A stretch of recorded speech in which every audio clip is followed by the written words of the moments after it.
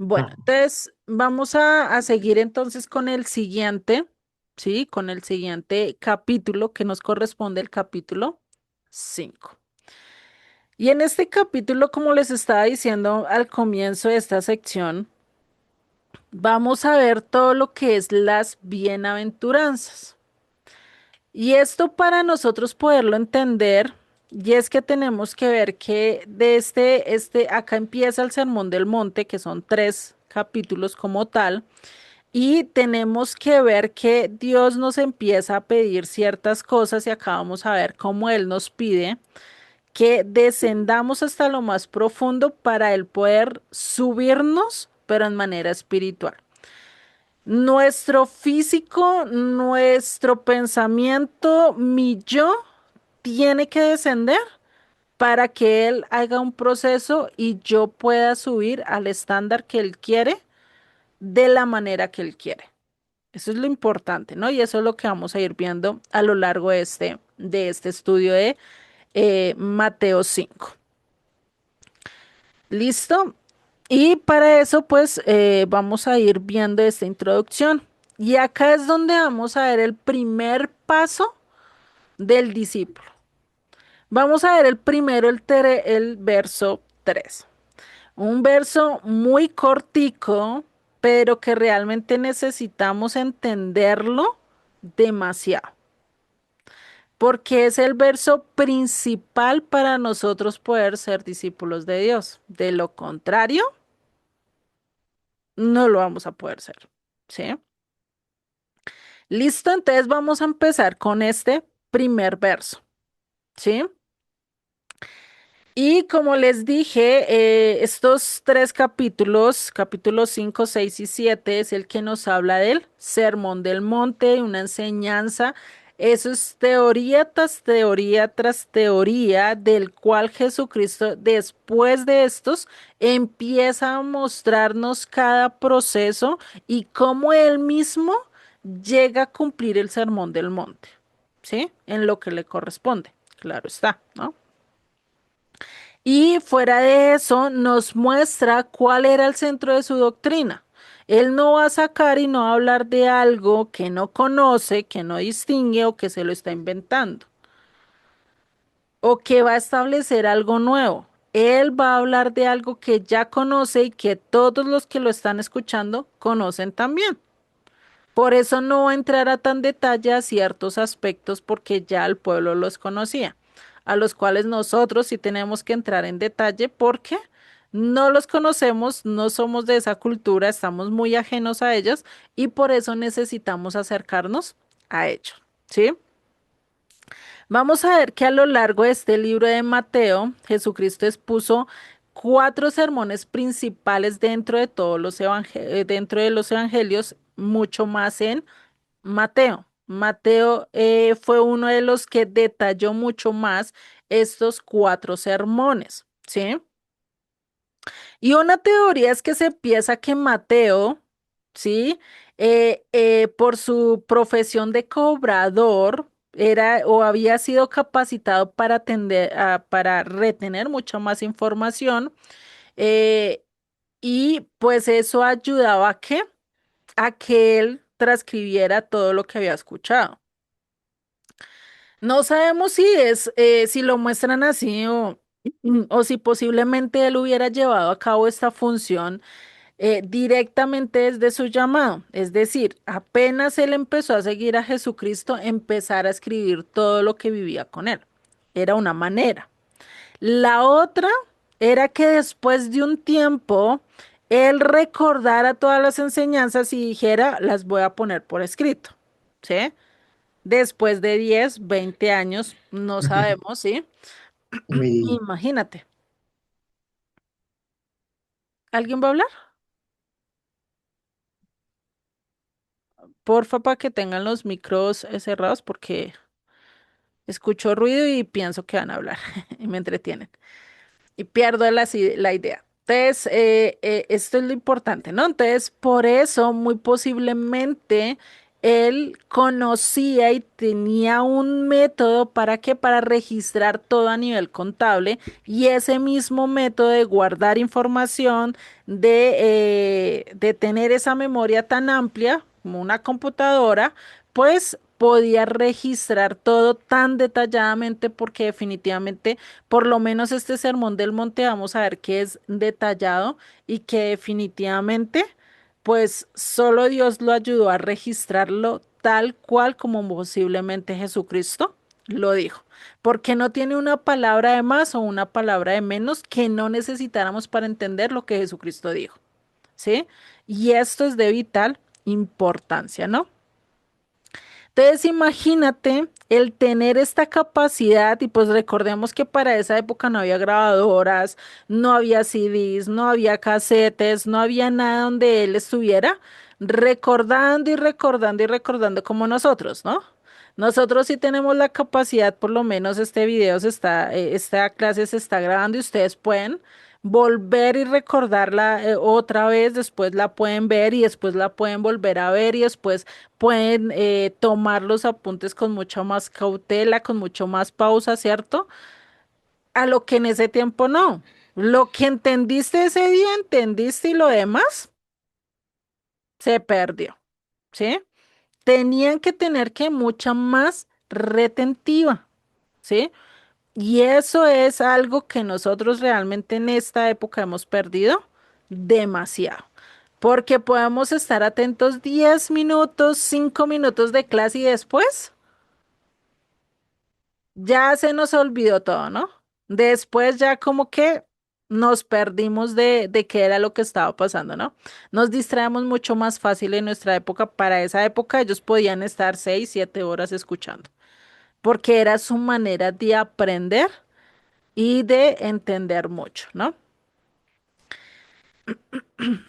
Y algo que vamos a ver a lo largo de todo esto, que se nos ha enseñado a través de la teología cristiana, y es que Él vino a darnos algo totalmente nuevo, algo totalmente diferente a lo que Dios ya nos había dado.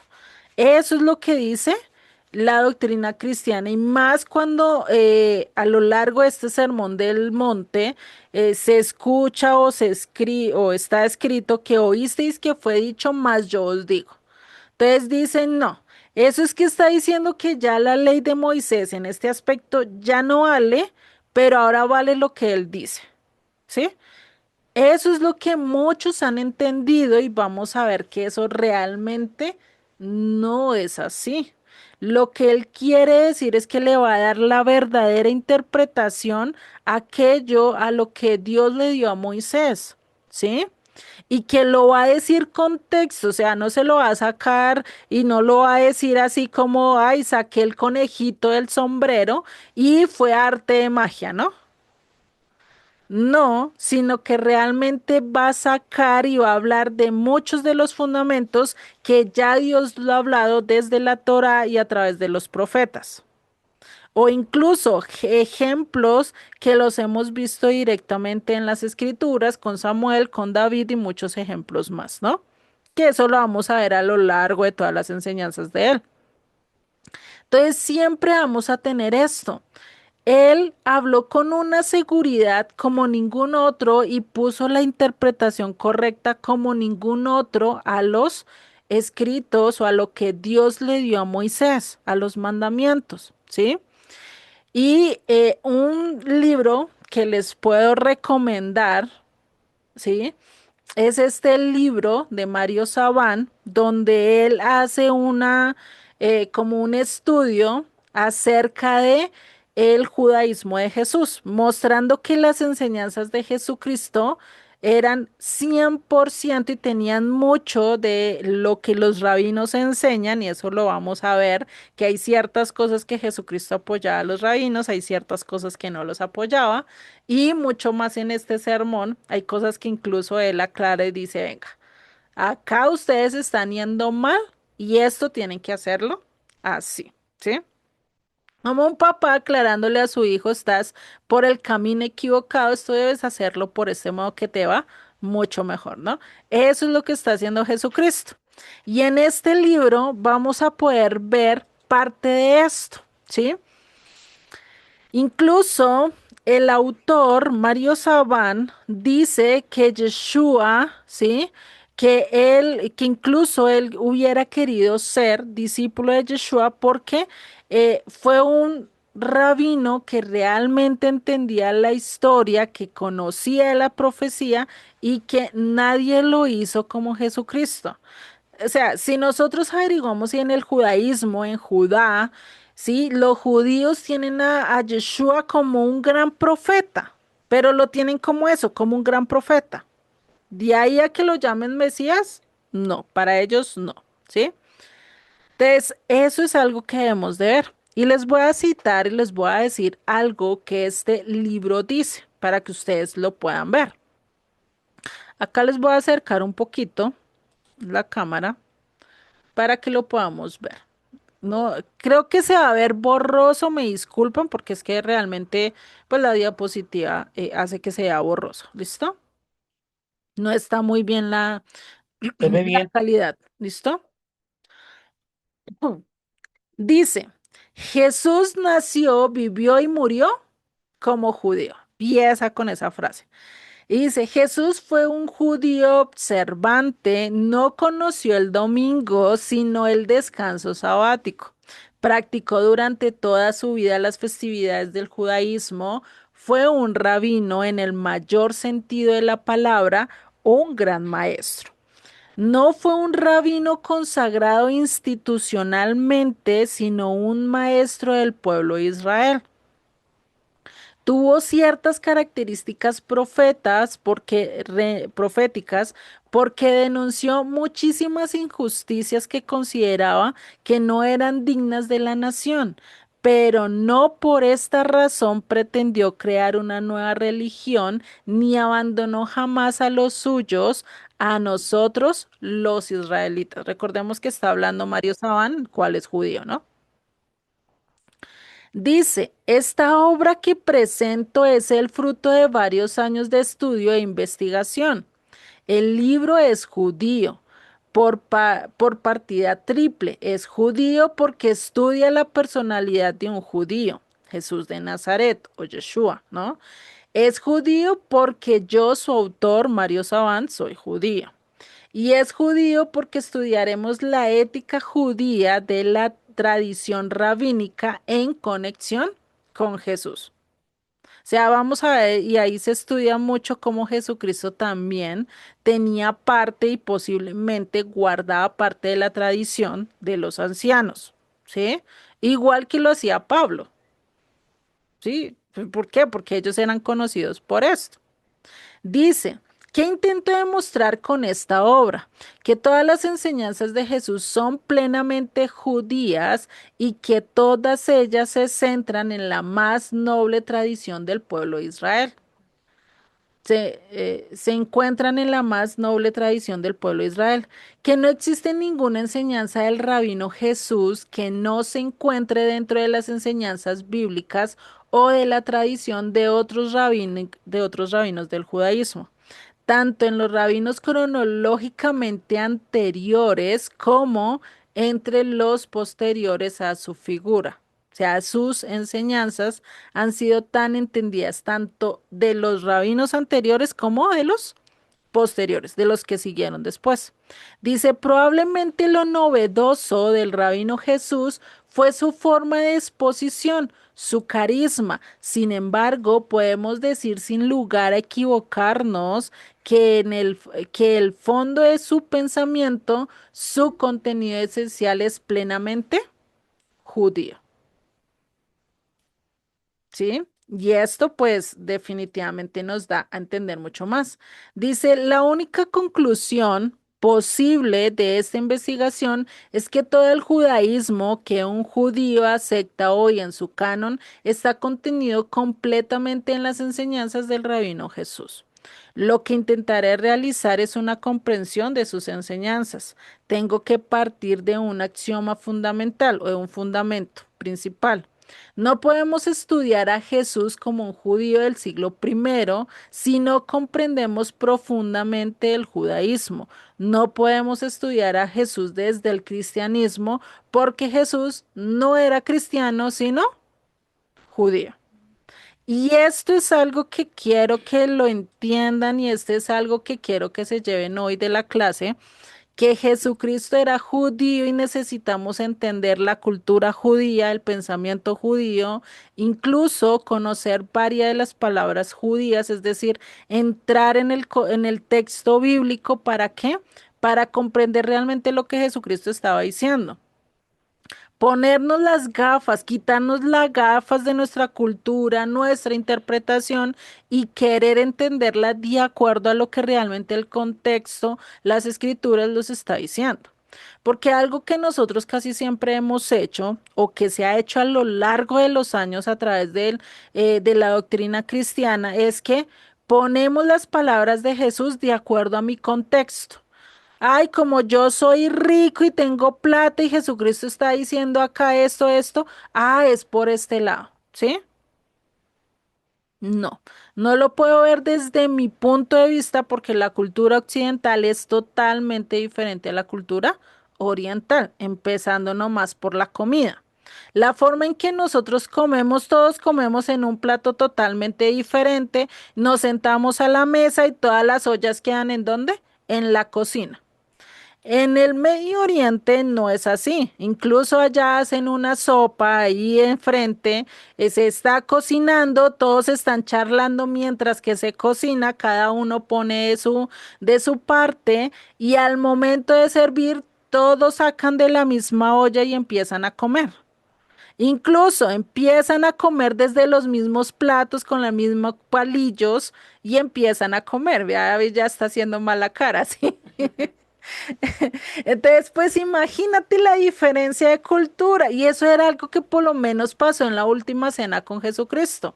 Todos estaban metiendo su mismo pan que habían mordido en la misma salsa para comer. Y eso era una cena que ellos tenían. Por eso necesitamos entender y verlo que Jesucristo no era colombiano, mexicano, guatemalteco, estadounidense, no era nada de las ciudades de nosotros, era totalmente un judío. Y necesitamos irnos a la cultura judía para entenderlo mucho mejor. ¿Listo? Porfa, si no van a participar, cierren micros. Y si van a interrumpir, lo pueden abrir y me pueden interrumpir, no hay problema con eso. Pero si no van a interrumpir, si no tienen dudas, porfa mantengan el micro cerrado, ¿vale? Con el fin de que no entremos a escuchar eh, cosas o conversaciones que no son directamente la clase, ¿listo? Bueno, sigue diciendo acá Mario Sabán. Lo que demostrará este libro es simplemente que todas las enseñanzas éticas del rabino Jesús se encuentran en la tradición hebrea y que por lo tanto, desde el punto de vista ético cristiano, es en realidad una continuación absoluta del judaísmo.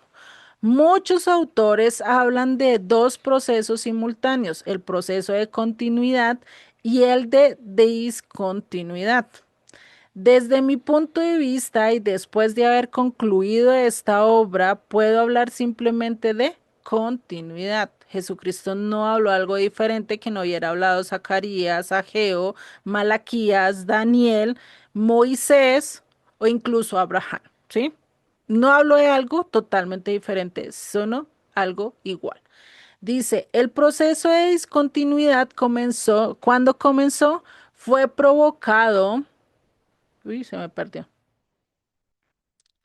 Ya. Fue provocado por los gentiles que se integraron al seno del movimiento judío nazareno a mediados del siglo II. Esto pues pasó que después de las revueltas, todo el problema que hubo por las revueltas judías. Es en realidad durante el siglo II cuando podemos hablar de concepto de discontinuidad, ya que en el siglo primero toda la estructura inicial de lo que en el tiempo llamaremos cristianismo se encuentra en una continuidad absoluta con el judaísmo. El judaísmo de Jesús es una perspectiva particular de un rabino del judaísmo. El cristianismo del siglo II, para lograr su independencia del judaísmo, necesitó transformarse en pagano cristianismo porque el cristianismo original es puro judaísmo ortodoxo desde la visión del rabino Jesús, o sea, desde su propia perspectiva, ¿no? Entonces, si ustedes lo quieren leer este libro, se los recomiendo, ¿sí? Porque van a entender mucho acerca de la conexión entre lo que Jesucristo enseñó y cómo no solo está de acuerdo con muchos de los rabinos, sino también de las mismas escrituras, ¿no? Que eso hay que entenderlo. Acá lo vamos a ver y acá no nos vamos a poner a ver si estuvo de acuerdo con X o Y rabino, no lo vamos a hacer así. Acá vamos a ver si estuvo de acuerdo con lo que los profetas, con lo que Moisés, con lo que todos los que escribieron el Antiguo Testamento o el Tanakh, ¿sí? Evidenciaron, vieron y vivieron, están de acuerdo con lo que Jesucristo enseñó mucho más adelante, ¿sí? Que esto es importante entender. Y ahí es donde vamos a ver la conexión de que Jesucristo nunca hizo una nueva religión, no hizo un nuevo pensamiento, sino que realmente le dio una interpretación y aterrizó muchos de los conceptos que nosotros teníamos por perdidos, ¿sí? Empezando por este verso 3 que vamos a estudiar ahora, ¿sí? Entonces, esto es algo muy importante. Y por eso vamos a empezar ahora sí con el texto bíblico, ¿m? Que dice el verso 1, Mateo 5:1. Viendo la multitud, subió al monte y sentándose, vinieron a él sus discípulos y abriendo su boca les enseñaba diciendo, bienaventurados los pobres en espíritu, porque de ellos es el reino de los cielos. Algo que vamos a ver primero acá, y es que dice que viendo la multitud subió al monte, es decir, se apartó de la multitud. No estaba con la multitud, ¿sí? Se apartó de la multitud. Este sermón del monte, ¿para quiénes fueron? ¿Para la multitud o para sus discípulos?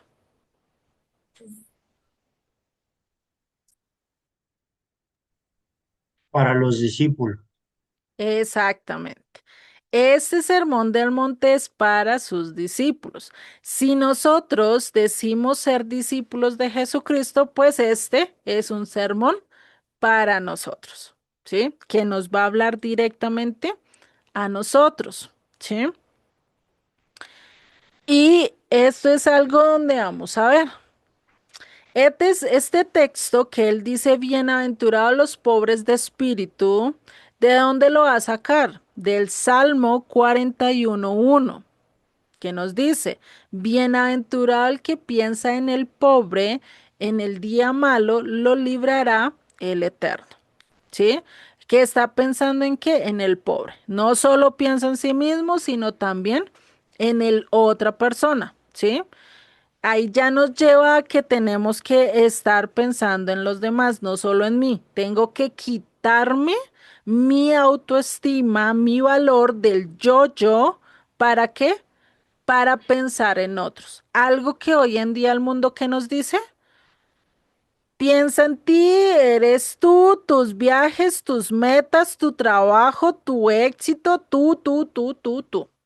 El yo, ¿sí? El venderte la idea de que tú eres el Dios de tu vida y todo tiene que girar alrededor de ti. Eso es lo que hoy en día más nos vende la televisión, las propagandas o todo esto. No solo ese texto, sino en Isaías 57:15 también nos dice esto. Dice, porque así dijo el alto y sublime, el que habita la eternidad y cuyo nombre es el Santo. Yo habito en la altura y la santidad y con el quebranto y humilde espíritu para hacer vivir el espíritu de los humildes y para vivificar el corazón de qué? De los quebrantados. Acá nos está diciendo que él habita ¿con quién? Con el quebrantado y con el humilde espíritu. Lo mismo que está diciendo Jesucristo, bienaventurados los pobres de espíritu. Si digamos no lo está sacando debajo de de la manga, no lo se lo inventó, sino que realmente ya Dios había hablado y ya Dios había mandado el mensaje a través de otros profetas anteriormente de lo que Jesucristo está hablando acá. ¿Sí? En Isaías 11:3 también lo vamos a encontrar. Y dice, y le hará entender diligentemente en el temor del Eterno, no juzgará según la vista de sus ojos, ni arguirá por lo que oigan sus oídos, sino que juzgará con justicia a los pobres y arguirá con equidad por los mansos de la tierra.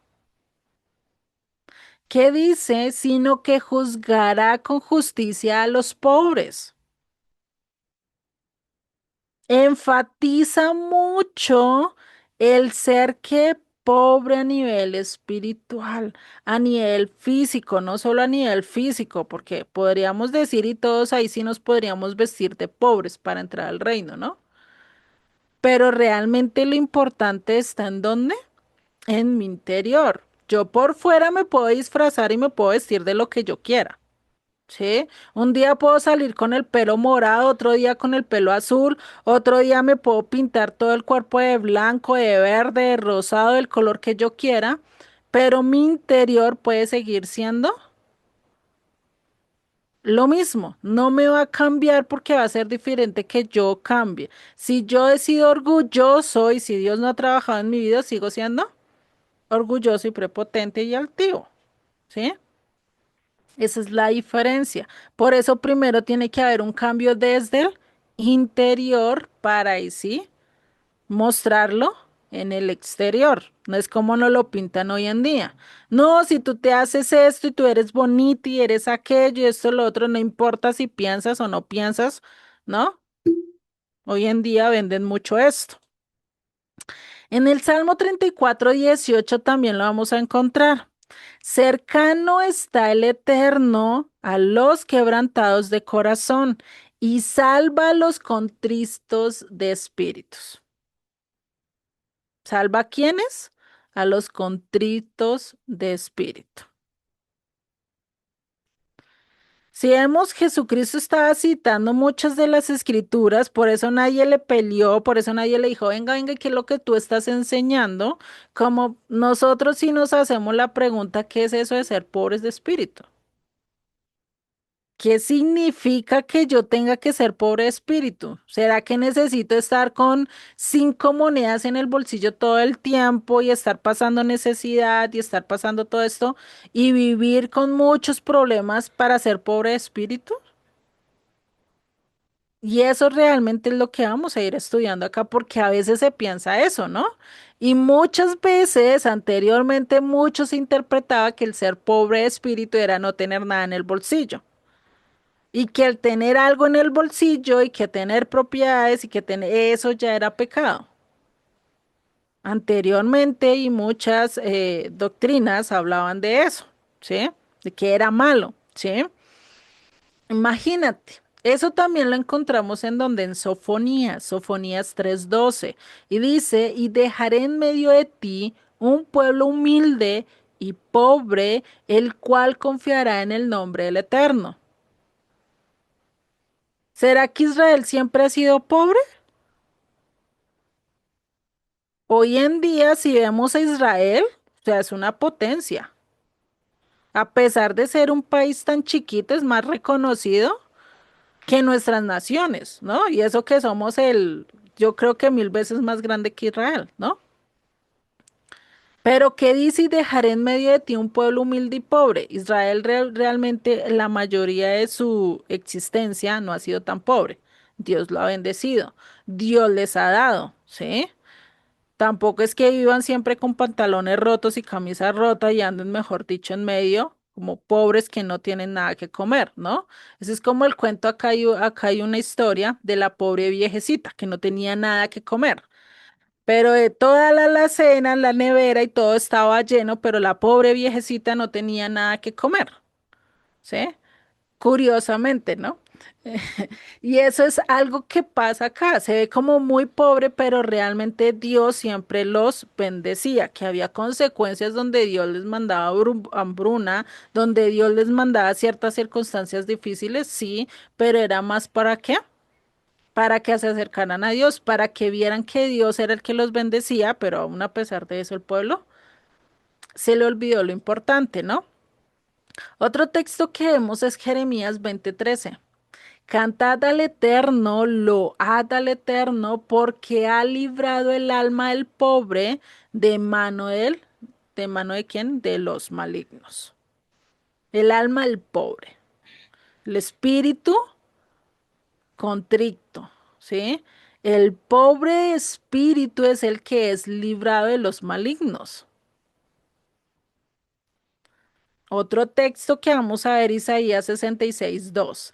Mi mano hizo todas estas cosas y así todas estas cosas fueron, dice Jehová.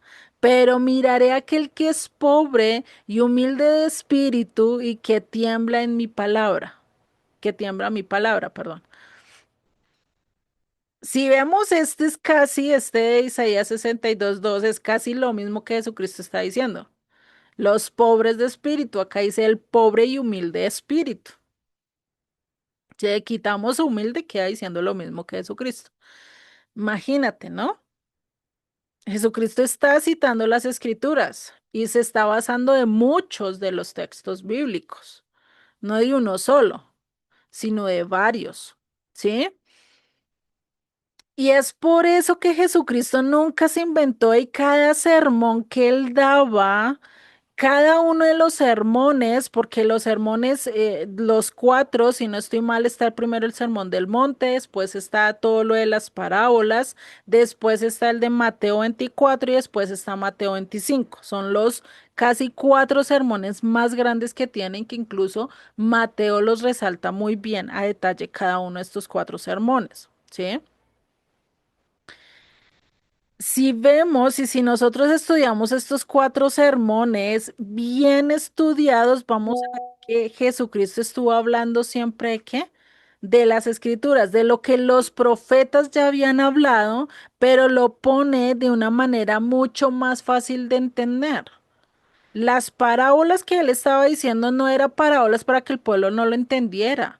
Es como cuando nosotros o cuando yo les doy ciertos ejemplos mucho más fáciles de entender. O como cuando nosotros le tratamos de explicar a un niño de 5 años un proceso que es difícil, pero que se lo explicamos de las palabras, de la manera más sencilla para que él que lo entienda. Eso es lo mismo que hace Jesucristo en este momento. Él no se inventaba nada, él no hizo el hilo rojo otra vez, sino que realmente, ¿qué? Estaba basándose en las palabras que Dios les había dado. Por eso él siempre hablaba y él siempre decía, yo vine a cumplir el mandato que mi padre me dijo. Yo vine a decir las palabras que mi padre me dijo que dijera. Yo vine a hacer la voluntad de mi padre. Él nunca habló en yo. Yo declaro tal cosa. Yo digo tal cosa. Si tienen un texto donde diga eso, pues ya me pueden desmentir, ¿no? Pero él nunca dijo eso. ¿Por qué? Porque todo estaba sustentado en las escrituras, en la palabra de Dios, ¿sí? Entonces, imagínate, Yeshua desde muy joven estuvo estudiando las escrituras, todo el Antiguo Testamento, porque para su época, para la época de Jesucristo, ya todo el Antiguo Testamento estaba, desde Génesis hasta Malaquías. Ya estaba escrito, ya lo podían estudiar, ya había cómo ellos poder entender esto, ¿sí? Yeshua es el primogénito de entre Los muertos. Yeshua es aquel que nos va a sacar. Yeshua es el que nos muestra realmente el camino. Por eso Jesucristo dice, yo soy el camino, la verdad y la vida. Nadie viene o nadie llega al Padre sino por quién? Por Jesucristo. Él mismo lo dijo, ¿no? Y por eso necesitamos nosotros entender las escrituras, conocer todo el Antiguo Testamento para entender y conocer mucho mejor lo que está enseñando Jesucristo, ¿sí? Por eso el estudiar y por eso el que debemos de hacer de estar de día y de noche estudiando, ¿qué? Sus palabras.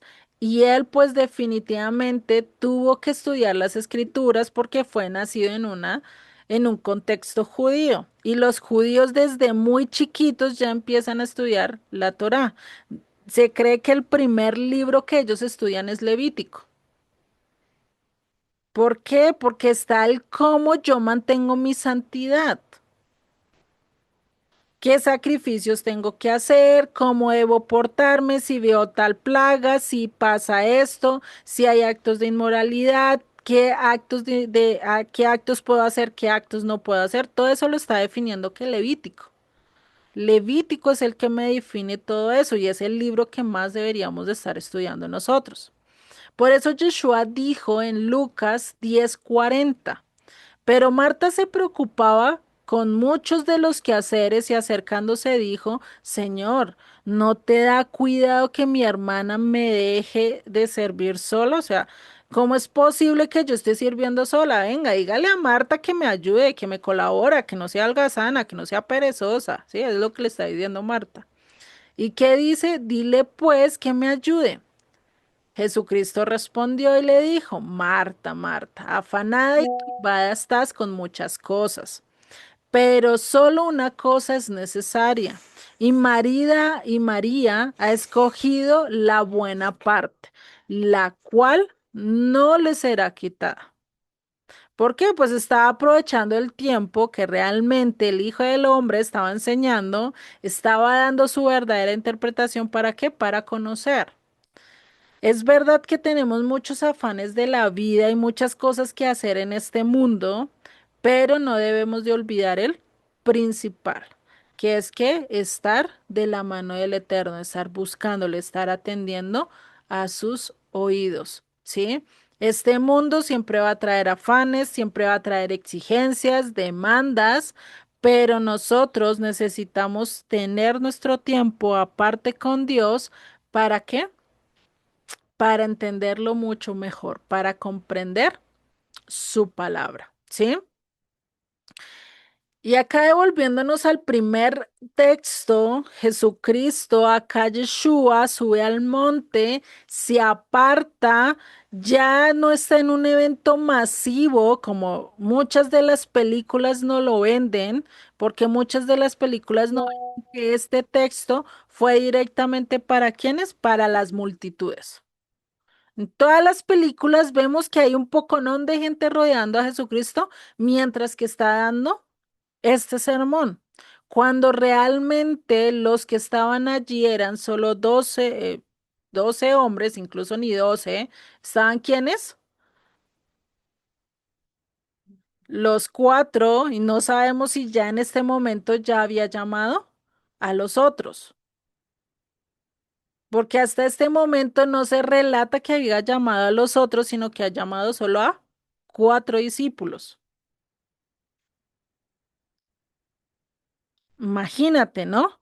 Y por eso él coge, se acerca y empieza a desligarse de la gente porque quiere dar un mensaje centrado a quienes, a sus discípulos.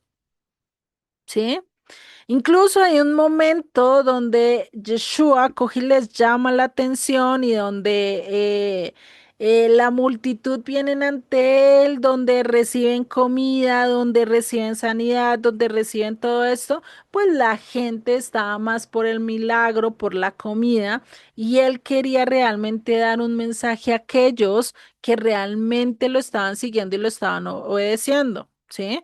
que realmente este mensaje y todo este evento de la alimentación a los 5.000, la alimentación a los 4.000, realmente es súper importante. Nos deja demasiado mensaje, ¿sí? Y eso pues ya lo vamos a ver ya más adelante esto que tiene que ver, ¿sí?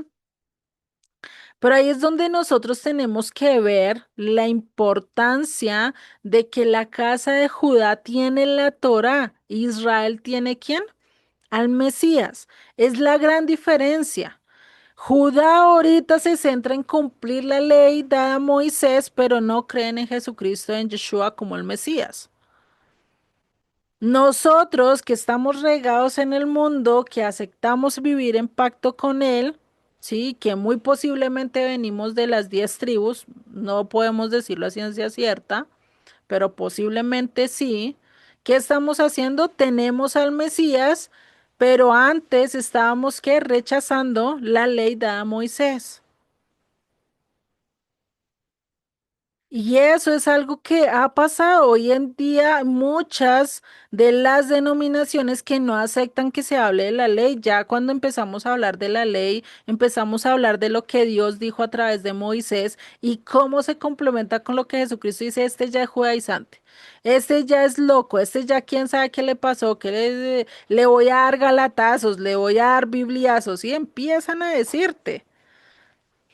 Pero y nosotros antes yo creo que en vez de decir, ay Dios mío, me va a dar galatazos, yo creo que le decimos más bien nosotros le vamos a dar galatazos porque le vamos a enseñar realmente lo que dice el texto, ¿cierto? Que nosotros tratamos de cohibirnos y de entender y de enseñar mucho mejor las escrituras.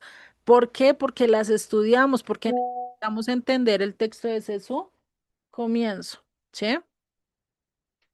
Y esto es lo que Jesucristo también dice en Juan 6:26. Respondió Jesús y les dijo, de cierto os digo que me buscáis, no porque habéis visto las señales, sino porque coméis pan y os saciáis. Acá Jesucristo los está regañando a las multitudes.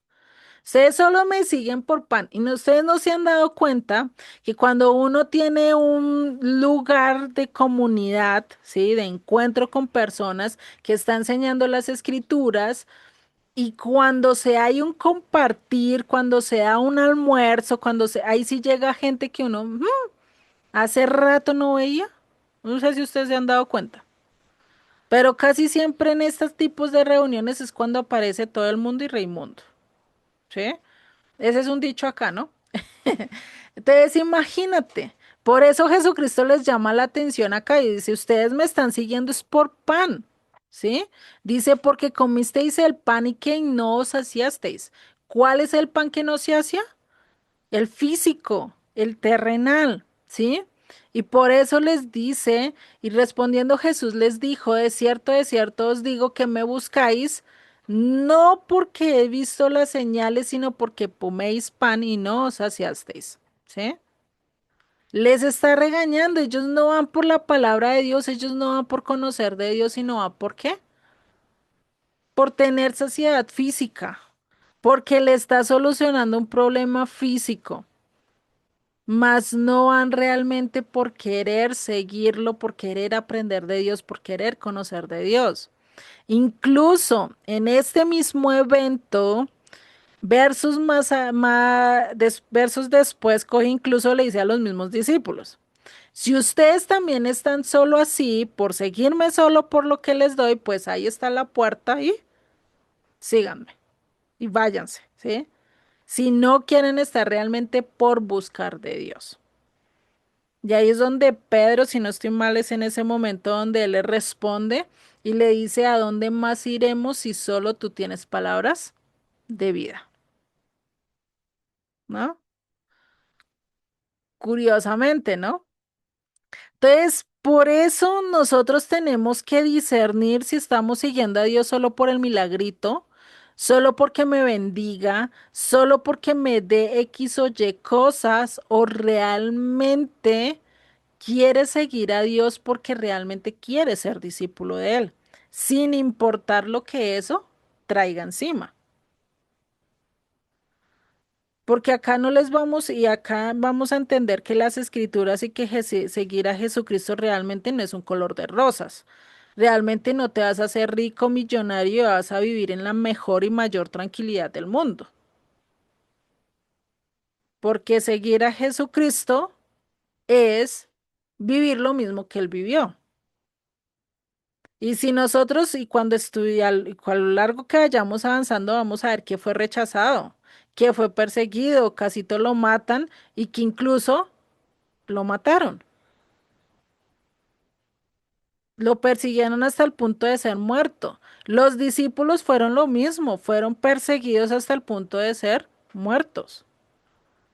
¿Será que nosotros somos mejores de ellos y mejor que el Hijo de Dios para no tener que pasar por esas circunstancias y decir yo voy a vivir un color de rosas y a mí nunca me van a perseguir y nunca me van a rechazar, nunca me van a vituperar, nunca me van a alzar falso testimonio, mi familia nunca me va a abandonar por seguir a Dios? Realmente ese es un evangelio de mentira. Eso es como decir que yo por lavar con el jabón Bel Rosita, mi ropa va a permanecer nueva siempre. ¿Eso es qué? Mentira, eso es falacia, eso es quererse comer un cuento que realmente no existe. Y eso es algo que vamos a ir viendo, que Jesucristo va a mostrar muchos atributos, pero también va a estar hablando tajantemente de decir, este camino no es fácil. El seguirme viene con sus consecuencias, ¿sí? Y en Juan 6:56 le dice, el que come mi carne y bebe mi sangre, en mí permanece y yo en él. Acá no está hablando literalmente, ¿no? Porque pues imagínate hoy en día dónde vamos a conseguir su carne y su sangre. Pues difícilmente, ¿no? Y esto me hace recordar que hace mucho vi un video de un señor que estaba hablando que según eso los discípulos y todos ellos eran, ay, ya se me olvidó la palabra. Esos que se comen a la gente, caníbales, ¿sí? Eran caníbales, ¿sí? Que Jesucristo y los discípulos eran caníbal por decir, pues, por enseñar esto. Y que eso venía de una práctica directamente de los egipcios, ¿no? Pero pues es que hay que entender que hay ciertas cosas que son simbolismo. Esto es simbolismo. ¿Cuál es la carne? La Torá, la palabra de Dios. ¿Cuál es la sangre? La instrucción, su palabra. Eso es lo que nos lleva realmente a permanecer en Él. Nos lleva a la verdad. Su sangre fue aquella que derramó en la cruz y gracias a esa sangre que Él derramó en la cruz es que nosotros somos salvos. De lo contrario, ni para qué contar el cuento, ¿cierto? No vamos a ser salvos. No tenemos a dónde llegar, ¿sí? Por eso necesitamos ver todo esto, ¿sí? Entender las enseñanzas de Jesucristo de acuerdo a su punto de vista, de acuerdo a lo que él vivía, de dónde vivía, de acuerdo a su contexto, porque son culturas y somos culturas totalmente diferentes y mucho más la hebrea, la cultura que Dios dispuso allí en el monte Sinaí es totalmente completa y opuesta a todas las naciones. No solo Occidente, no solo América, opuesta a todas las naciones. Por eso Israel que casi siempre lo han querido que destruir. Lo vemos con los mismos árabes, con Asiria,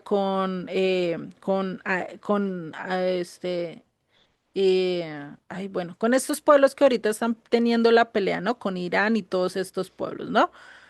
Entonces, imagínate. Por eso Jesucristo empezó, ¿qué? A hacer algo, a quererse alejar, a querer subir, a quedarse solo con sus discípulos, ¿sí? A enseñar directamente a ellos. Por eso es muy importante entender que Jesucristo y que hay muchas de sus enseñanzas que necesitamos ver si eran dirigidas a sus discípulos o eran dirigidas a las multitudes. Ya acá estaba dirigiendo todo su sermón ¿a quién? A los discípulos, a sus aprendices, aquellos que iban a caminar de acuerdo a la voluntad. de él, ¿sí?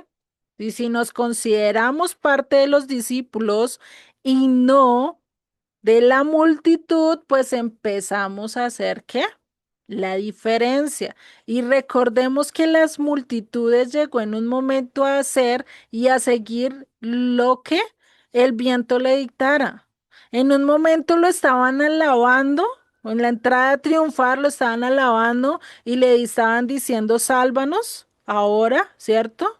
Pero después, días después, porque no pasaron ni meses, ni años, ni nada, sino días después, ¿qué estaban diciendo? Crucifíquenle, mátenlo, suelten a Barrabás y crucifiquen a Jesucristo. Se imagínate, ¿no? Entonces ahí es donde nosotros tenemos que mirar qué discípulo o si realmente yo quiero ser discípulo, quiero ser parte de las multitudes. ¿Cómo me voy a diferenciar yo de los demás? ¿Sí? Y esto es lo que necesitamos ver, que nosotros también necesitamos dejar las multitudes, porque los discípulos prefirieron dejar las multitudes, dejar la atención y seguir irse directamente a Jesucristo a escuchar, a aprender de él, ¿sí? Por eso, cuando Pablo, y ahí es donde nosotros podemos entender, ¿será que Pablo realmente promovía que no se hiciera la circuncisión? Y esto pues realmente es un tema controversial, porque muchos dicen, no, sí, Pablo dijo que no hay que hacer la circuncisión. Otros dicen, Pablo dice que sí tenemos que hacer la circuncisión. Y pues está ese rifirrafe, esa pelea entre sí y no, ¿no? Y por esto es que nosotros necesitamos ver, Pablo era judío, Pedro era judío, Andrés era judío, Juan era judío, todos eran judíos. Que vivían en Galilea, estos hombres que Jesucristo llamó, era una cosa diferente, pero todos eran judíos, ¿sí? Y algo que vemos que es que por lo menos hoy en día, para poder tener la ciudadanía de Israel, ¿sí? Se dice que se tiene que rechazar a la persona 3 veces antes de aceptarlo. Y esto va unido con lo que pasa con Ruth, ¿no? Con Ruth la Moabita. ¿Cuántas veces Noemí rechazó a Ruth? 3 veces, ¿sí? Y por eso el judaísmo dice, o los rabinos, incluso actualmente, dicen, antes de yo aceptar a alguien, tengo que rechazarla 3 veces para ver si realmente quiere y anhela estar con el pueblo, ¿sí? O simplemente es una fachada o simplemente es un anhelo, ¿no? Y creo que eso nos pasa. ¿Cuántas veces a nosotros no nos han rechazado una vez y ya lo dejamos tirado? Ah, eso ya no vuelvo a intentar eso. Pero cuando nos rechazan 1000 veces y aún así perseveramos es porque realmente tenemos un deseo legítimo de seguir haciendo o seguir buscando hacer eso, ¿cierto? Entonces, esto es algo que vemos, por lo menos también lo vemos con Jesucristo y la mujer Sirofenicia. Deme en un momento, acá, me cuadro. Entonces, lo podemos ver por lo menos con la mujer Sirofenicia, ¿sí? Esta mujer Sirofenicia llegó en un momento y era una mujer que extranjera y estaba gritando, venía por la calle gritando, Hijo de David, ten misericordia de mí. Estaba pidiendo, ¿por qué? Por un milagro, ¿sí? Y Jesucristo, ¿qué le dijo? Yo no he venido, sino por las ovejas perdidas de qué? De la casa de Israel. No le dijo, incluso le dijo, ¿cómo yo voy a quitarle el pan a mis hijos para dárselo a los perrillos? Prácticamente le estaba diciendo, venga, yo no te puedo dar del pan que le tengo a mis hijos. Sí, eso es lo mismo que cuando nosotros llega un extranjero a tu casa, te golpea y dice, venga, necesito comida, y tú solo tienes para darle la comida a tus hijos en ese momento. Y tú pues tienes las dos opciones, o le das al extranjero o le das a tus hijos, ¿tú qué prefieres? tus hijos, ¿no? Porque primero estás viendo por el bienestar de tu familia, ¿no? Y eso es lo mismo que Jesucristo estaba diciendo, venga, yo cómo le voy a dar la comida que le corresponde a mis hijos a una mujer, a alguien que es totalmente extranjero y que no tiene nada que ver conmigo. ¿Por qué? Porque esta mujer estaba buscando el milagro, mas no estaba buscando aquel que hacía el milagro. No sé si me voy a entender, ¿sí? Estaba buscando el milagrito, pero no quería rendirse a la voluntad de Dios, someterse a Dios. Y eso muchas veces hemos visto personas o incluso nosotros mismos hemos buscado el milagrito, pero no el compromiso que eso requiere de seguir a Dios. O lo hemos visto muchas personas que son sanadas y que fueron libertadas y en un momento a otro se apartaron, se fueron y otra vez están en el mundo y olvidaron el milagro que Dios hizo en sus vidas. Y lastimosamente eso ha pasado, ¿no? Por eso le está diciendo eso, por eso le está diciendo, venga, si me buscas solo por el milagrito, pues ¿para qué si yo prefiero dárselo a mis hijos que realmente quieren estar conmigo, que realmente quieren aprender de mí, ¿cierto? Pero esta mujer le dice y acepta su condición. ¿Qué le dice? Sí, señor, pero aún los perrillos comen las migajas de las mesas que caen de sus amos. O sea, está aceptando su condición de gentil que no merece nada, pero dice, aunque me des las obras, yo con eso me conformo y sé que tú vas a hacer la obra. O sea, imagínate esa fe, ¿no? Esa certeza de saber que que él lo podía sanar, que él le podía libertar a su hija y que ella quería conocerlo porque estaba aceptando su condición. Y eso es algo que este verso está pidiendo. Bienaventurados los pobres de espíritus, aquellos que aceptan su condición. ¿Qué condición tenemos nosotros? A eso es a lo que nos llama este texto, que realmente este texto es realmente muy bonito, se escucha, pero realmente demanda mucho. Esta mujer estaba tan desesperada y sabía que la única esperanza estaba en donde en Jesucristo y que ella sabía que no era su manera, que no era como ella pensaba, sino que tenía que acatar la voluntad de aquel a que ella se estaba acercando. Por eso en Mateo 7:13, Jesucristo nos enseña, dice, entrad por la puerta estrecha, porque ancha es la puerta y espacioso el camino que lleva ¿a qué? A la perdición. Y muchos son los que entran por ella, porque estrecha es la puerta y angosto el camino que lleva a la vida, y pocos son los que la hallan. Hagan de cuenta lo que vemos ahí en la imagen. El camino para seguir a Dios es ese camino angostico donde es difícil de caminar y un paso en falso te hace perder. Una decisión, una canita al aire que yo escoja hoy hacer mi canita al aire te puede echar a perder porque tú no sabes en qué momento Dios te va a llamar,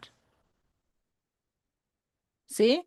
Y eso es lo que nosotros tenemos que entender. Ah, están en el partido.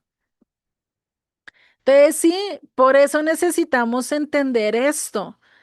Necesitamos ver que todo y el acercarnos a Dios, el llamamiento, el que nosotros conocemos, el que nosotros entendamos las escrituras, no es por mi fuerza, sino por su propia voluntad, porque Dios me atrajo, porque Dios me trajo ante Él. Es la voluntad de Dios, su voluntad, ¿sí? Por eso no podemos tener esa actitud de, ay, yo soy yo, es que yo soy. Es que él me escogió a mí porque es que ay, soy la perla más preciosa. ¿Sí? No tenemos nada, absolutamente nada bueno para que Él me escogiera. En Jeremías 29:13 dice, me buscarán y me hallarán cuando me buscaren ¿de qué? De todo corazón. ¿Sí? De todo su corazón, o sea que realmente hay un anhelo de nosotros por estar con Él. Y no solo por el milagrito, no solo por la prosperidad, no solo porque es que me va a mantener a salvo o porque con Él voy a vivir, con mejor dicho, de la mejor manera. No, sino porque realmente queremos estar con Él, ¿sí?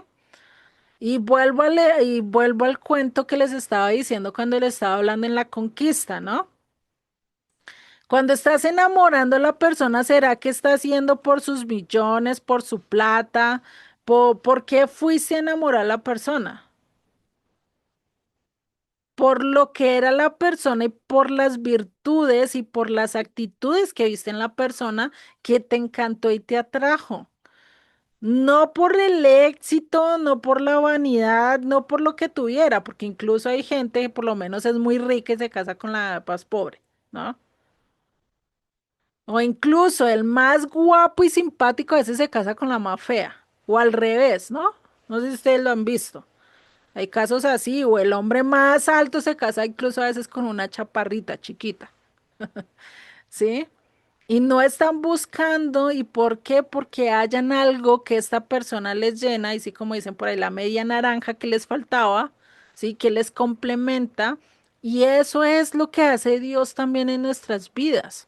Él es nuestra otra media naranja y realmente es aquel que nos va a completar al 100%,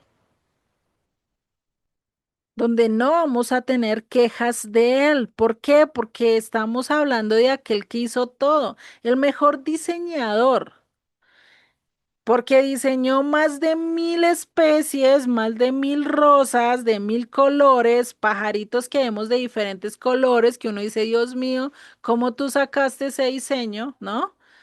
Tenemos aquel que nos provee todo, nunca nos falta calor, nunca nos falta agua, nunca nos falta nada, porque Él nos lo provee a través de las lluvias, del sol y todas las cosas que nos da.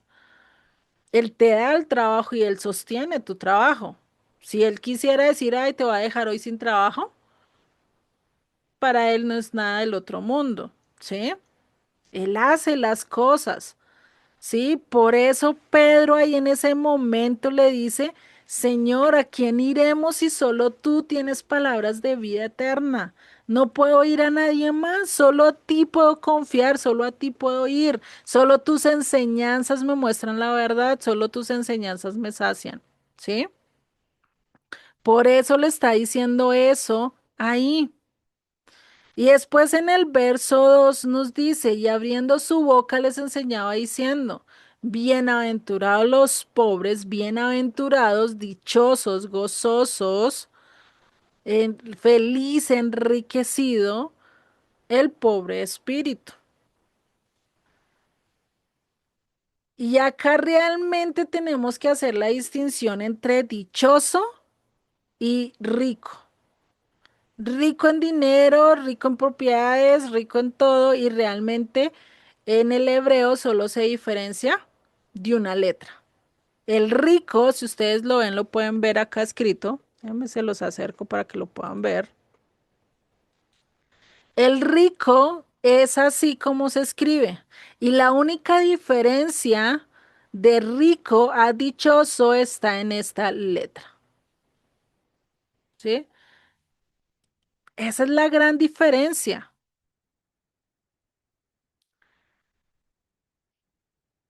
Empieza con un Aleph, ¿sí? Entonces, para que lo vayamos entendiendo. Bienaventurado empieza con qué? Con un Aleph. ¿Y el Aleph a quién representa? Es la primera letra del alefato hebreo y es el que representa el toro, ¿no? La cabeza de un toro, el líder, la fuerza. ¿Y a quién representa realmente? Pues a Dios es el único líder, el único padre, el único que realmente nosotros podemos someternos, ¿sí? Por eso esta palabra Echer, que es que realmente representa en el hebreo, ¿sí? Es felicidad, ¿sí? Cuán feliz, dichoso, es una felicidad que no es solo momentánea, sino que realmente es perdurable. Por eso es que cuando estamos en Dios hay una felicidad que sobrepasa todo entendimiento, que a pesar de las circunstancias puedes estar cantando, que a pesar que estés en un calabozo como lo estuvo Pablo en un momento, estaba cantando ahí medio ahí en la celda y preso y todo, y aún estaba cantando y glorificando a Dios en medio de estar en esa situación, ¿no? O sea, imagínate. Eso es algo muy bonito que podemos ver. Entonces, por eso dice dichoso y rico, hay similitudes y tienen unas letras que en común, pero son realidades totalmente diferentes. Nosotros pensamos, uy, si yo fuera rico estaría dichosa, estaría contenta, uy, ya no me faltaría nada en la vida. Pero nosotros miramos a un rico que tiene todo y ¿qué dice? Me siento vacío y siento que algo me falta, ¿sí? Porque es que la felicidad, y muchas veces pensamos que la felicidad se mide por lo que tengamos, por lo que tengamos o aspiremos o cumplamos y que se cumplan todas las expectativas que tenemos. Pero realmente la felicidad no está en ello. La felicidad está desde lo más básico y estar contentos realmente con lo que tenemos, ser agradecidos, ¿sí?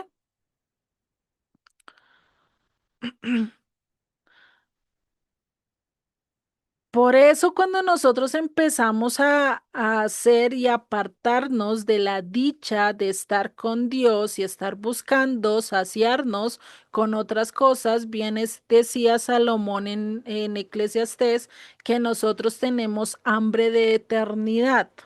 Sí, lo pueden buscar en Eclesiastés, no tengo el texto, no me recuerdo cuál capítulo. Pero realmente Salomón decía, nosotros tenemos hambre de eternidad y queremos saciarla con muchas cosas. Pero ¿qué va a pasar? Como es hambre de eternidad de Dios, lo demás nunca te lo va a saciar. Por más que tengas una cuenta en cada banco del mundo y todas las cuentas estén en su máximo, tope, y tengas los 10.000 carros y tengas todos los animales del mundo y tengas todas las propiedades del mundo como lo hizo Salomón, no te vas a sentir saciado, ¿sí? Y a eso es a lo que está reiterando, ¿sí? Esas multitudes que vemos ahí que están oprimiendo a Yeshua, que ya le está cansando de estar en tanta multitud, pues son representantes de esas tribus que van a ser restauradas, pero que hasta el momento no han entendido su llamado y que están buscando y que están solo estando solo por experimentar o solo por conocer, pero que los discípulos que están allí sentados son aquellos que realmente lo van a seguir, que son ese remanente del cual habla todas las escrituras, que van a querer seguir a él, que van a vivir para servir a otros, que van a pasar por fuego, que van a pasar diferentes desafíos para vivir en humildad y para mostrar que realmente quiere hacer lo que Dios está pidiendo. Por eso es que Satanás llegó a tentarlo y por eso vamos a ver que todo lo que vamos a ir estudiando acerca de Yeshua desde el capítulo 3 en adelante es un consecutivo. No viene un porque sí. Está todo conectado, ¿sí?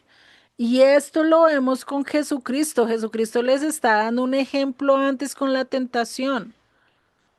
Él no cayó ante la tentación del diablo cuando fue y lo llevó al lugar más alto y le mostró todos los reinos del mundo, todo el poder del mundo. ¿Cuántos de nosotros nos fascinaría por tener todo el poder del mundo? No se nos brillaría los ojos y nos pondría así lucecitas y decir, uy, esto es lo que yo quiero, aspiro, ¿no? Pero ¿qué dijo Jesucristo? No, no, no, no. Yo no me voy a postrar sino ante Dios y prefiero pasar todo el proceso que tengo que pasar con tal de recuperar todo lo que Israel y todo lo que Adán perdió en su llegado momento. Por eso él dice, solo puedo servir a Dios, solo a Dios tenemos que servir. Sí, por eso dice al Señor tu Dios, adorarás y al solo servirás. No podemos servir a nadie más. ¿Sí? Por eso es que Él está llamando y nos está llamando ¿a qué? A una prueba de fuego. Nosotros necesitamos entender que no estamos por encima de otros, sino que como Él mismo lo dijo, Él vino para servir y para no ser servido. Él vino para no ser servido, sino para servir y dar su vida por muchos. Cuando lo vimos a él sentado y que todos los discípulos le estuvieran sirviendo y le estuvieran dando, donde él tuviera la mejor casa del mundo y y los discípulos fueran sus sirvientes y estarles ahí dándole todo. Como muchas de las denominaciones hoy tratan al pastor allá en el más alto y todos ahí, ay, servidores, ¿eh? Nos falta es nomás coger y someternos ante él, arrodillarnos ante él, ¿no?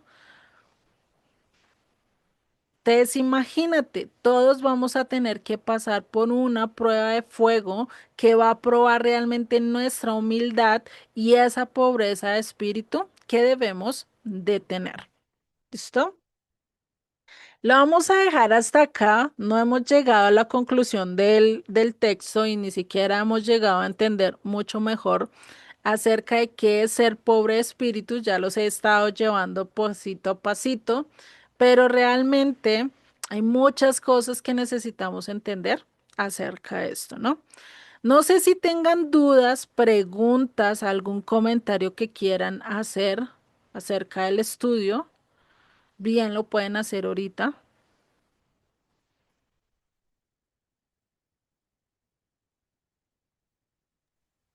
Todo claro, Juliet. Muchas gracias. No, gracias. Ujú. Ninguno, están muy callados, dicen por ahí.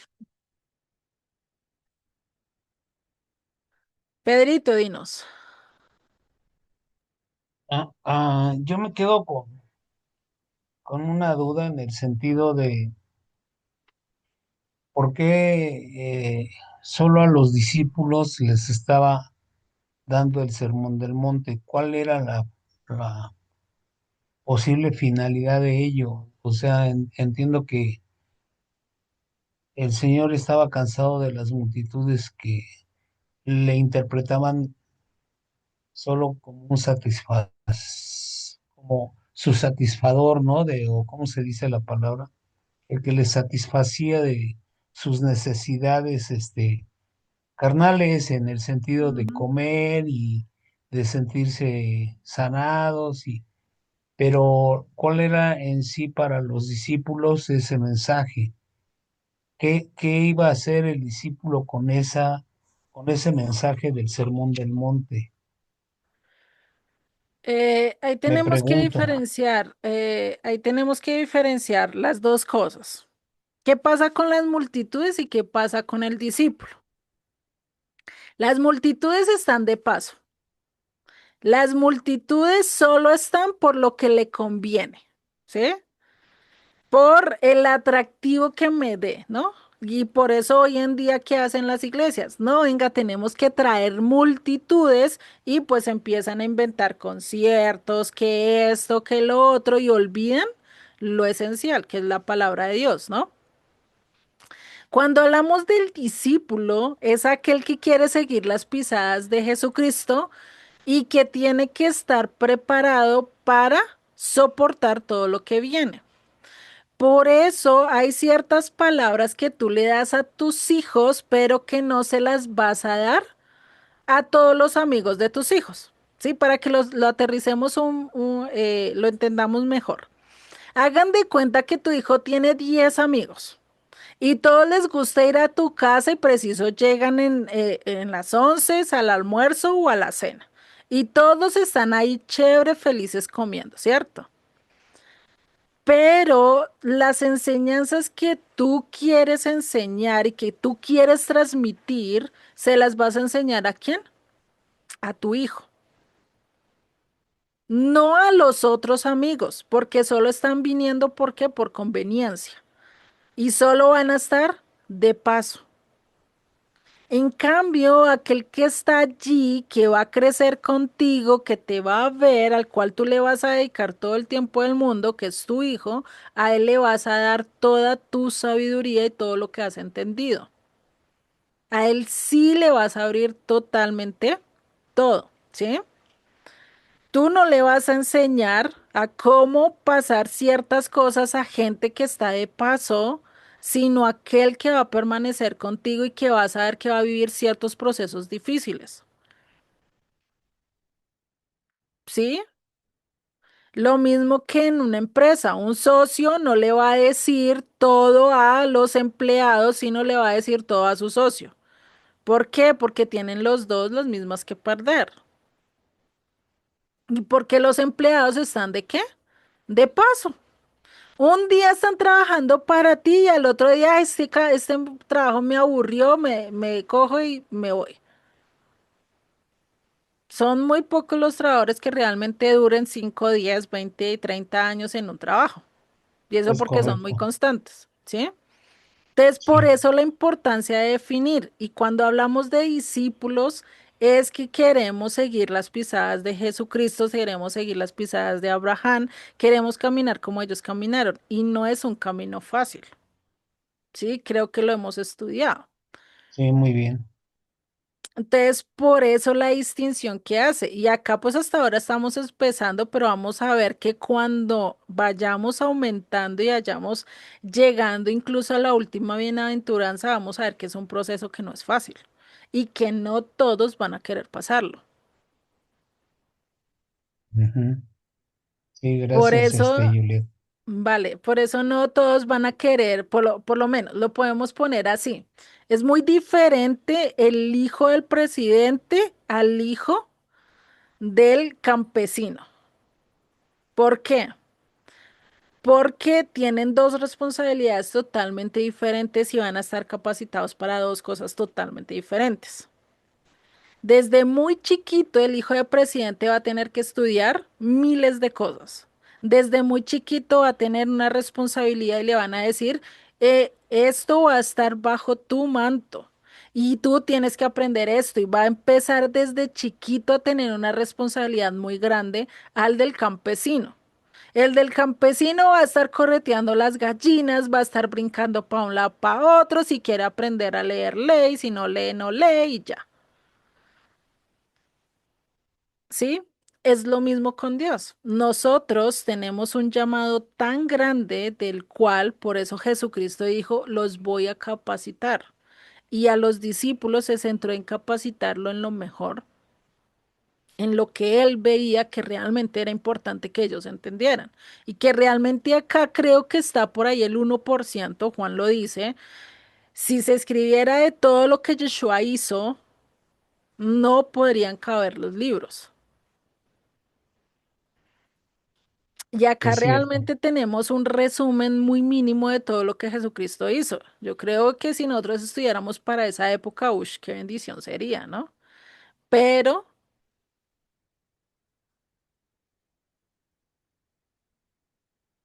¿qué haríamos nosotros?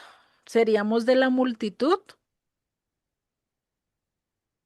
o seríamos aquellos que realmente lo estaban siguiendo, como las mujeres? Las mujeres no tenían un llamado, pero lo siguieron hasta el último instante, no como los discípulos, que llegó un momento y lo dejaron, ¿no? Se escandalizaron, se apartaron de él, ¿no? Entonces vemos que el llamado es totalmente diferente, por eso el apartarlos y decirles estas cosas era para que entendieran realmente que el proceso que iban a vivir no era fácil. y que todo tenía un proceso a seguir y toda nuestra vida con Dios es un proceso de menos a más, ¿sí? Y que va a quitar nuestro yo para que crezca más Él y que eso no es fácil. Es realmente pasar por el fuego. Y pues eso ya lo vamos a entender mucho mejor la próxima clase, cuando entendamos qué es realmente el ser pobre de espíritu, ¿sí? Ya lo vamos a ir entendiendo. Sí, Juliet, muchas ¿Listo? gracias. Creo que ahora sí se te quedó un poquito más harta y rezada la idea, ¿sí? Claro. Vale. No sé si alguien más tenga otra pregunta, duda, o diga definitivamente esto no va por ahí, o definitivamente diga es muy rápido, también lo pueden decir. O si no entienden términos y ven que estoy hablando de palabras que no entienden, porfa, díganme, mira, espérate, explícame un poquito más de esto porque definitivamente no lo entiendo. ¿Listo? Igual estamos todos para aprender acá. Nadie nació sabio, dicen por ahí. ¿Listo? Oye, Juliet, se Dime. da más la idea así de que, ¿por qué nosotros estamos estudiando también la Biblia? De alguna manera, a lo mejor, haciendo la semejanza, seríamos esos discípulos que estamos queriendo aprender lo que hizo, lo que capacitarnos, por así decirlo. ¿Para qué? Para que nosotros también a su vez seamos esos multiplicadores o esos embajadores de la palabra o de Yeshua, ¿no? Para Exactamente. decirle a esa persona que está sufriendo, que está necesitada. ¿Cuántas veces, si la palabra lo dice, maldito el hombre que confía en el hombre, y cuántas personas o mujeres hemos conocido que se mueren porque están en un proceso de separación, ¿no? Ujú, Nos atamos con los dichos de nuestra boca. No, es que si mi marido me deja, yo me muero. No, ¿qué voy a hacer sin él? Cuando a lo mejor ese hueco, ese vacío lo debe de llenar Jesús, Dios, ¿no? Y ujú, no pensar tanto en las cosas materiales como también el hombre. Y yo no digo que no me duele el que mi marido me deje, obviamente que me va a doler, ¿no? Pero no clavarme, ujú. ¿no? No decir, sin él me muero. Pues no, no es cierto, creo que nadie se ha muerto, ha habido muchos divorcios, ¿no? Entonces, Sí. algo así yo lo asemejo, ahorita lo traslapo a mi vida, a lo que estás diciendo, ¿no? Lo que estabas diciendo hace un rato. Tener esa palabra para en un momento dado, pues, decirle un versículo a la persona, ¿no? Darle ese panecito de aliento al hambriento, algo así. Gracias, Juliet. Claro, no, y claro, porque es que este es un proceso, acá empieza con un proceso de teoría, o sea, yo creo que ni siquiera ellos entendían muy bien lo que les estaba pidiendo y lo llegaron a entender fue, como les dije, al principio lo llegaron a entender fue ya después de que recibieron el Espíritu Santo, o sea, después de Hechos 2 es que ellos realmente toman la batuta y dicen, ahora entiendo. Ahora sé, por lo menos a Pablo le tocó bajarse de su estatus de fariseo, del más sabio, y decir definitivamente ahora sé que nada sé. Y hablar con palabras las más suaves y las más sutiles porque no le tocó ir a hablar con un doctor, con un rabino, con aquel que conocía toda la ley, sino con gente indocta que no conocía de nada, ¿sí? Imagínate un sabio teniendo todo ese conocimiento y decir, no, pues tengo que ir acá a hablar con el más brutico del mundo, ¿no? Pues imagínate, ¿no? Es lo peor y esa es, creo que a nivel de sabios es la peor humillación. Porque lo que no van a querer es hacer eso. No, yo quiero es hablar a alguien con mi nivel, ¿no? Y eso creo que nosotros mismos lo hemos visto. Yo estoy y conozco el lenguaje de doctores y quiero hablar en ese lenguaje de doctores, entonces me voy a conocer y tengo amigos en ese ámbito. Los demás no me importan, ¿sí?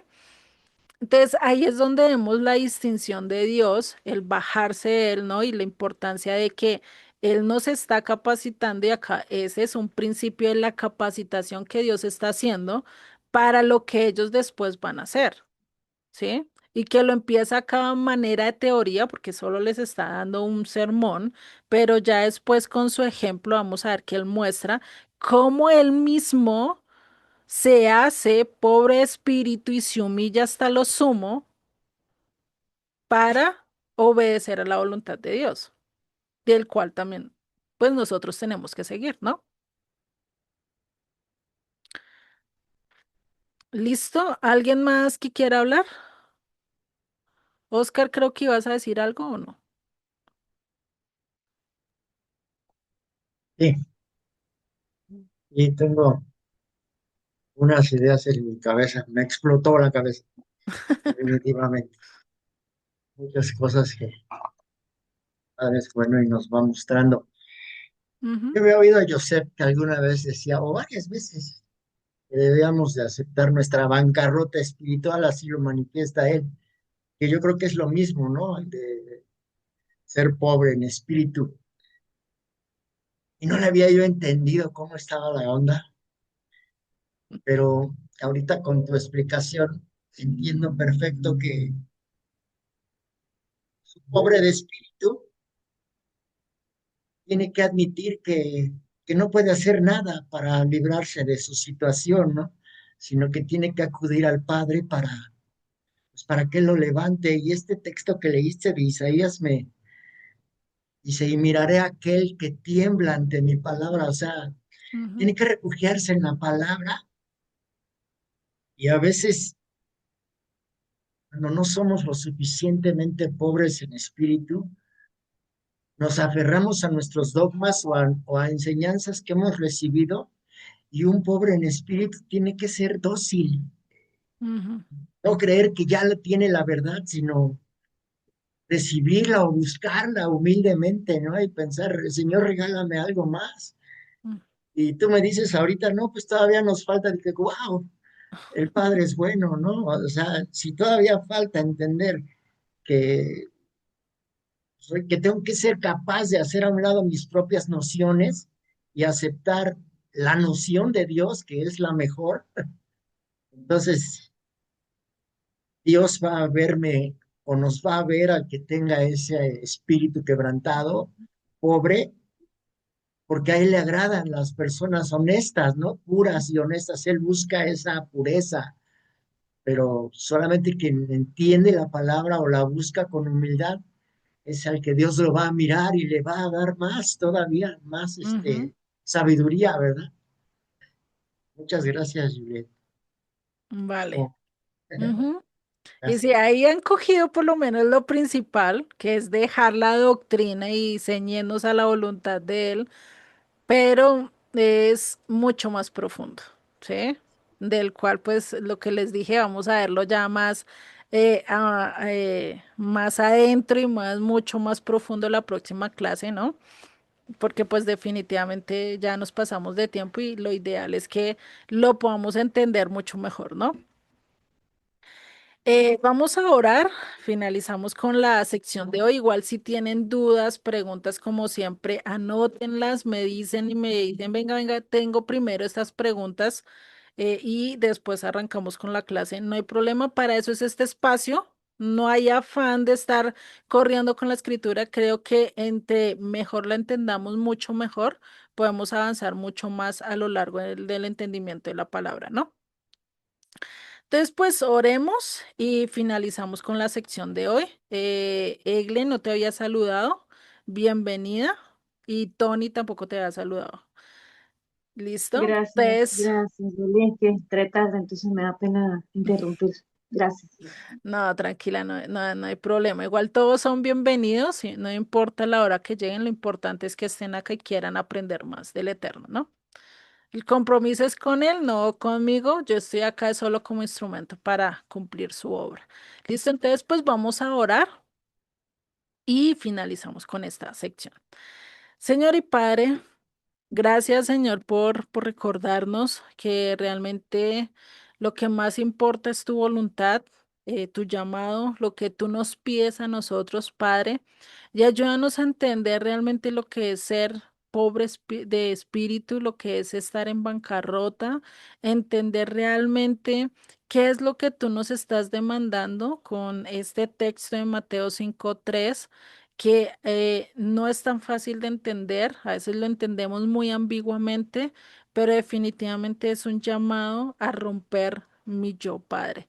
Ayúdanos a entenderlo, ayúdanos a caminar de acuerdo a tu voluntad y sobre todo a que tú creas y hagas en mí lo que tú quieres que sea y lo mismo en cada uno de los que estamos acá presentes, Padre. Te doy gracias por tu palabra, por esta clase, por enseñarnos, por darnos el discernimiento y Padre, que seas tú el que obres en cada una de sus vidas y sobre todo que nos enseñes a lo largo de esta semana mucho más de tu palabra, Padre. Te doy gracias en el nombre de Yeshua. Amén y amén.